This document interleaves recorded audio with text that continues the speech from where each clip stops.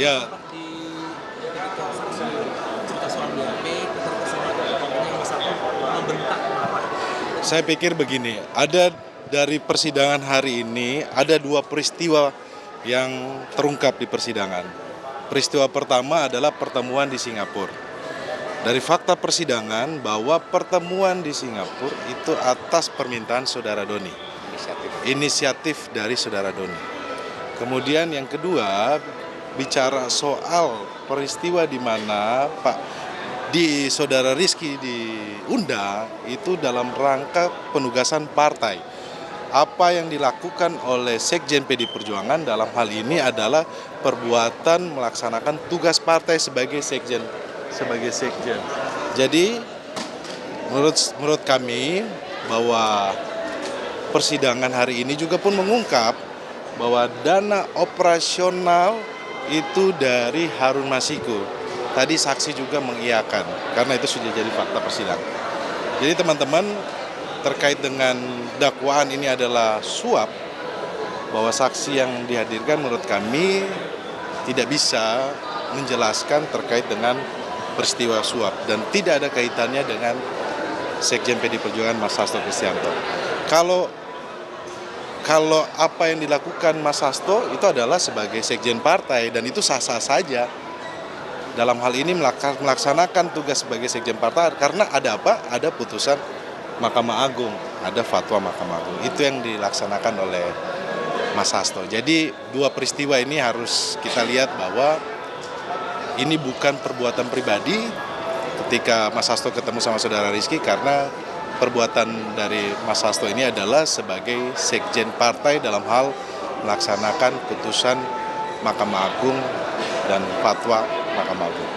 Oke teman-teman, ada yang mau tambahin? Saya tambah sedikit. Jadi kita mulai sidang jam 9. Berakhir jam 13.30. Ya. 13.30. Pertanyaan kepada Bapak Ibu yang menyaksikan sidang dari pagi sampai sekarang.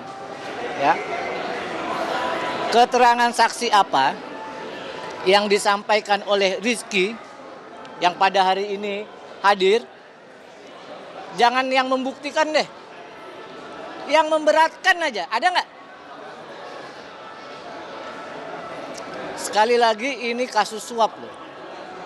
Bukan kasus sengketa pemilu. Bukan perkara mengganti ya antar waktu. Bukan ya perkara sengketa partai. Ini perkara suap. Sudah 8 orang saksi sejak awal sampai Rizky dipanggil. Pertanyaannya, siapa yang melihat langsung? Ya, mengalami langsung, mengetahui langsung bahwa Pak Hasto Kristianto terlibat? Nggak ada. Itulah yang disebut dari awal oleh Pak Sekjen, Pak Hasto, oleh tim penasehat hukum. Ini perkara daur ulang. Ya, tapi dengan terdakwa yang berbeda. Kalau begitu, ya, maka sekali lagi sampai pada hari ini, tanggal berapa? Tanggal 7 Mei 2025 sudah diperiksa 8 orang saksi. Tidak ada ya bahkan yang memberatkan, apalagi yang membuktikan dakwaan bahwa Pak Hasto melakukan perbuatan pidana suap. Nanti kalau Pak Maldira ada, dia akan bilang, apalagi tidak ada saksi yang dihadirkan untuk membuktikan obstruction of justice. Maka tidak bosan kita berdoa di sini, berharap di sini, ya. Jika memang tidak ada bukti, mohon majelis hakim berani bebaskan Pak Hasto. Ya, itu saja tambahan dari saya. Terima kasih. Oke, terima kasih. Saya menambahkan saja ya.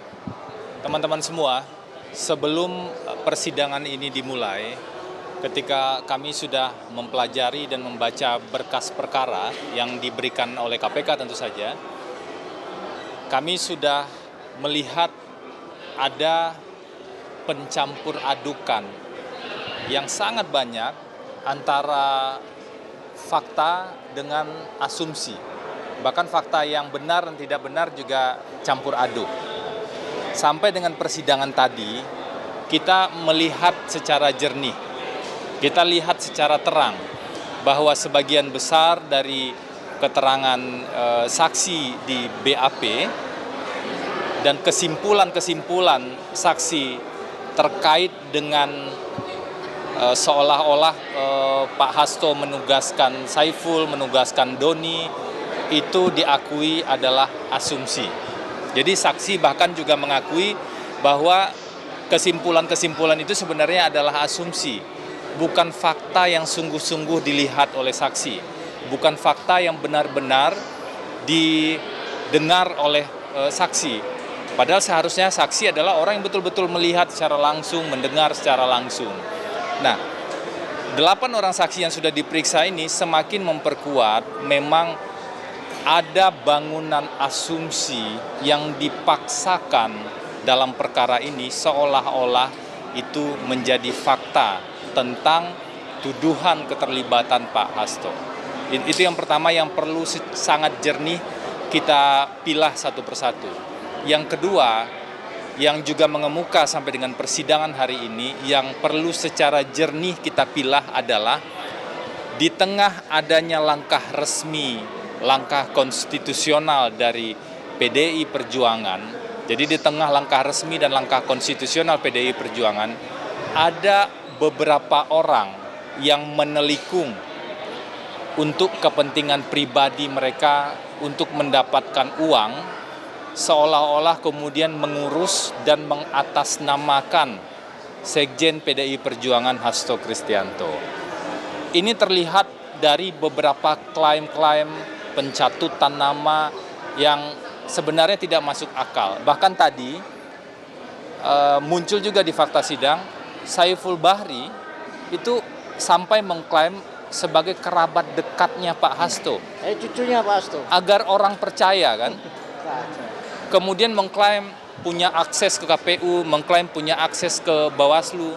Padahal dalam komunikasi yang lain, Saiful Bahri bersama Doni Tri Istiqamah mengatakan bahwa dia mau narik uang dari Harun Masiku di fakta-fakta sidang sebelumnya.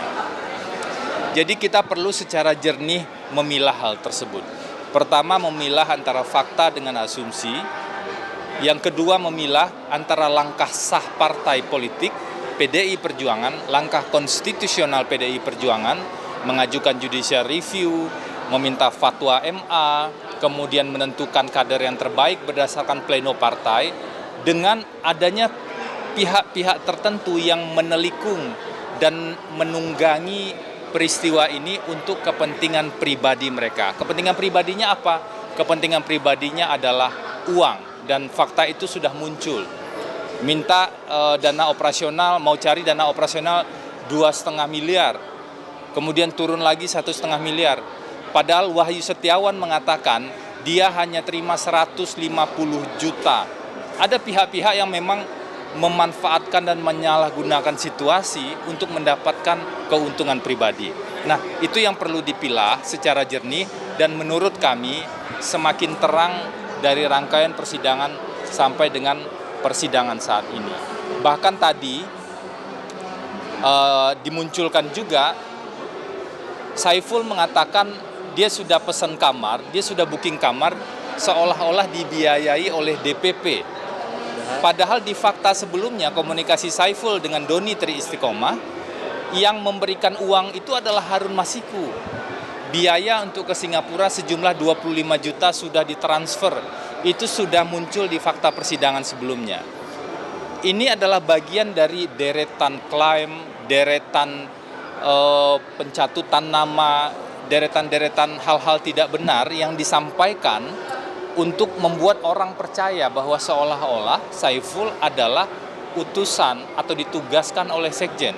Bahkan tadi ketika kami menanyakan di BAP seolah-olah Pak Hasto menugaskan atau mengendalikan dua orang tersebut, itu saksi mengatakan ya itu kesimpulan saya saja dari keterangannya Saiful atau keterangannya Doni. Nah, klaim-klaim inilah yang berbahaya menurut hukum dan harus secara jernih kita pilah.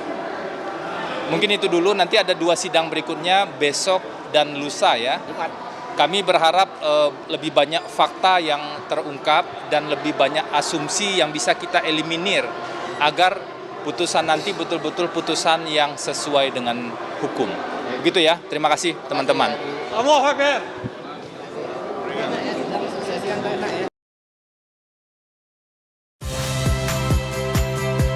Saya Friska Clarissa.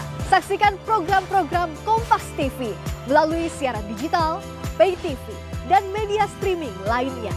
Kompas TV, independen, terpercaya.